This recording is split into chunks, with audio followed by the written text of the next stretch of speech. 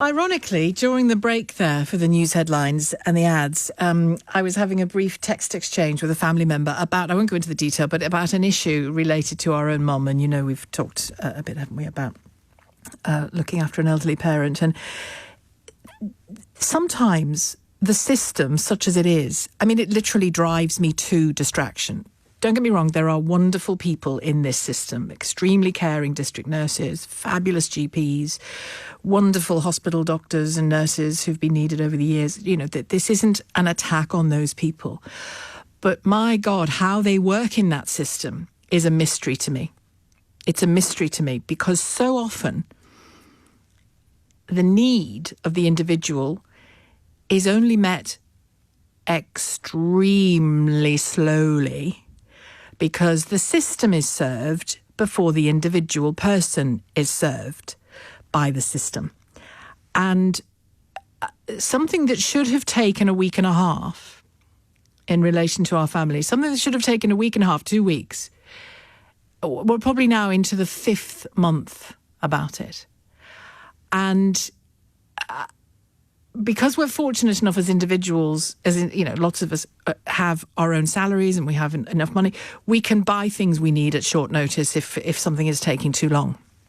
But we're often told, no, don't do that, you're entitled to, no, don't do that, you're entitled to this, you're entitled to this, you're entitled to this.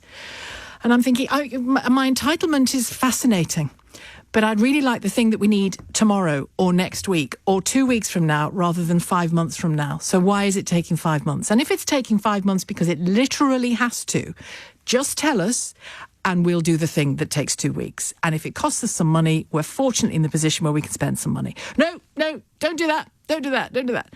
And all the while, the person in need isn't getting the thing that they need.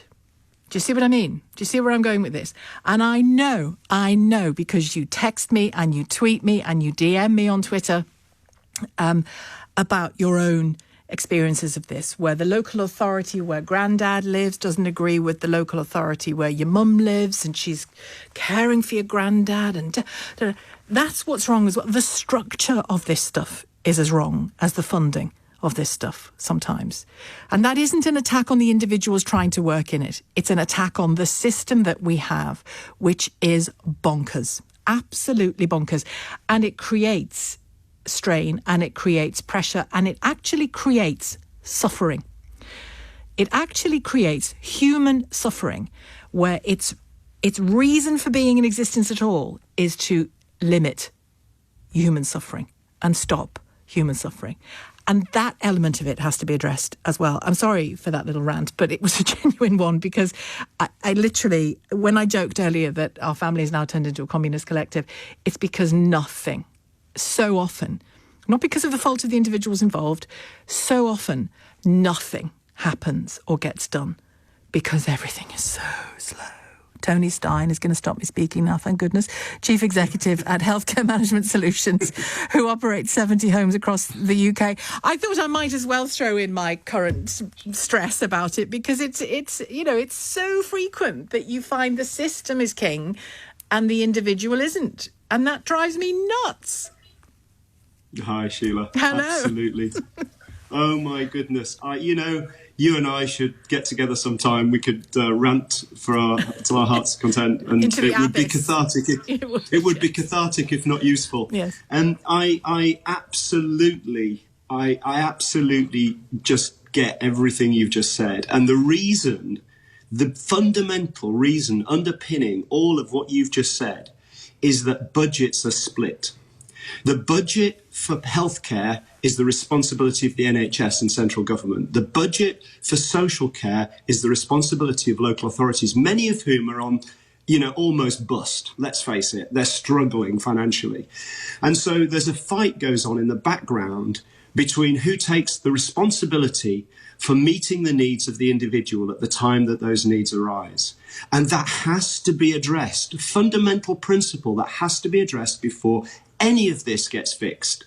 And I've been ranting about this for years. I mean, I so understand what you say. At the point of need of social care, you are thrown into a ridiculous melee of form filling and means testing and assessment and people not really wanting to take that responsibility. And it's that particular point in your life when you're probably least able to deal with those issues.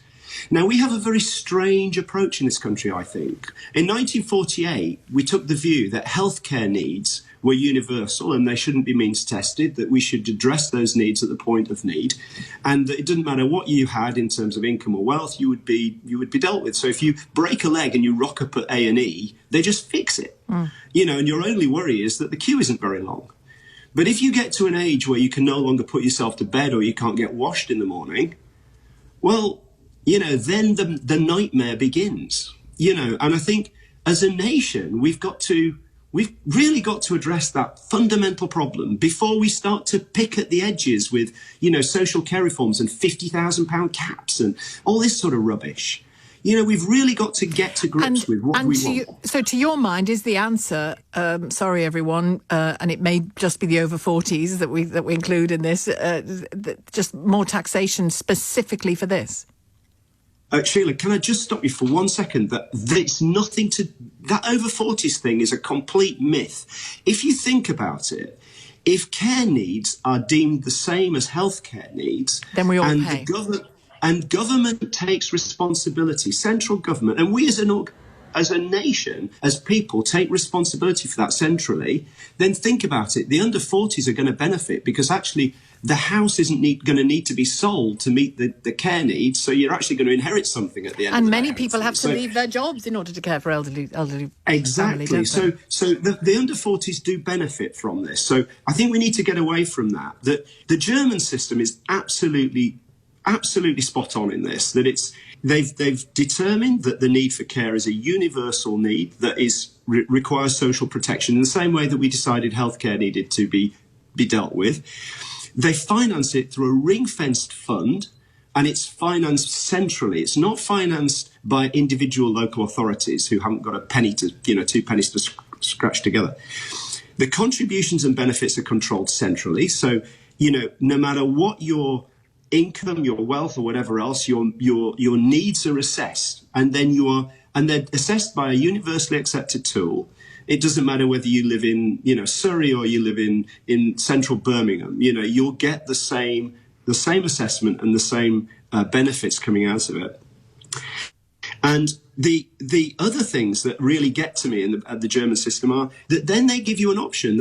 Everybody is assessed, and actually those assessments are rarely challenged. That's interesting to see that in Germany, something like 70% or more of those assessments are never challenged, so they're acceptable.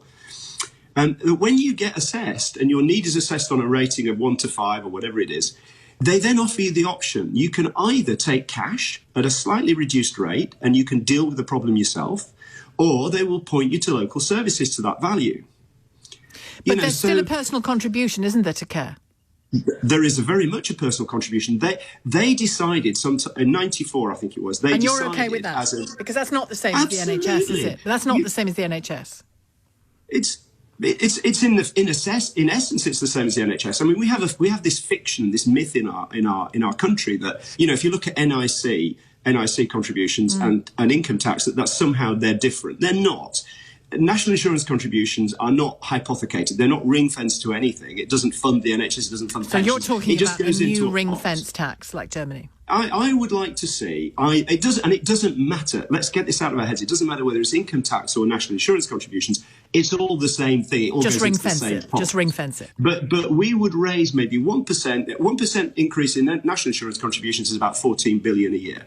So, you know, we could pretty much put 1% on income or national insurance contribution, doesn't matter, and we raise £14 billion a year. That would be ring-fenced, but it would be a central fund, not local authority fund. You would get assessed wherever you were in the country by the same tool, and you would get the same assessment for whatever it is you needed, whatever age you were, whether it's down to frailty or infirmity or disability or whatever age social care needs are met in Germany. And so then once you're assessed and you get your options, that's funded out of central funds in the same way that the NHS is. So there's no fight. There's no fight for that money. I've seen quite a few. It's the way forwards. Quite a few of those fights. Really great to talk to you, Tony. We'll definitely have that rant sometime. Thanks very much indeed, Tony Stein, Chief Executive at Healthcare Management Solutions, who operates 70 homes across the UK. A man who knows what he's talking about.